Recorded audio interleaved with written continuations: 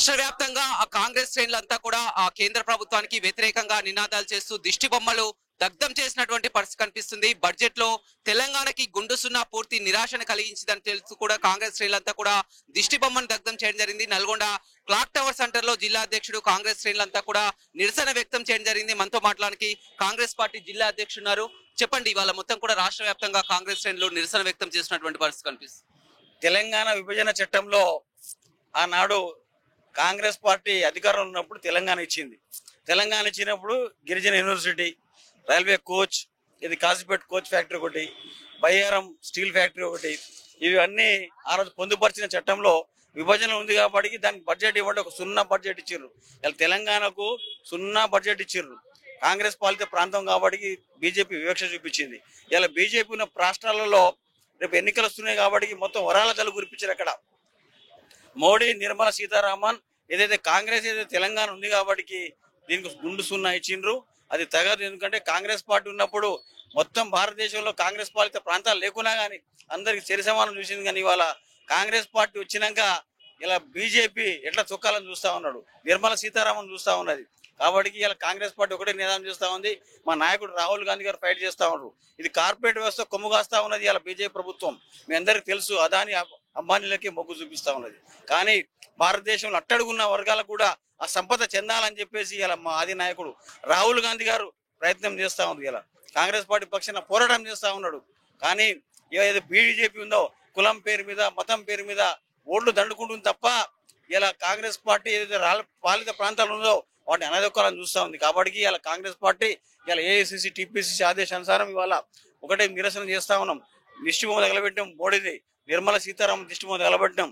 రేపు రాబోయే రోజుల్లో తప్పకుండా బీజేపీని గద్దె తీస్తాం. రాహుల్ గాంధీ గారు ప్రధానమంత్రి అవుతారు. కాబట్టి ఇలా కాంగ్రెస్ పార్టీ కృషి గట్టిగా చేస్తా ఉన్నది.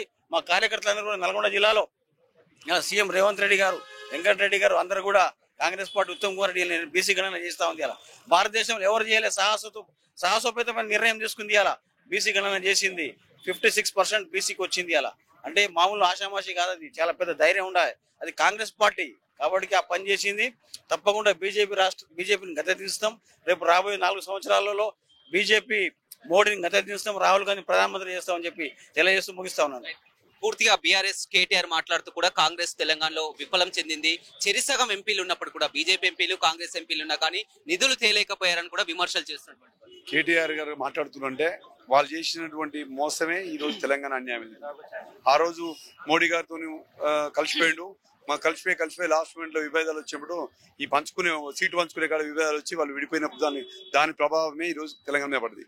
ముఖ్యంగా మనం గమనించాల్సింది ఏంటంటే తెలంగాణ తెలుగు రాష్ట్రాల ప్రజలు ఏంటంటే మనకు నిర్మలా సీతారామన్ తెలంగాణ బిడ్డ, తెలుగు బిడ్డ.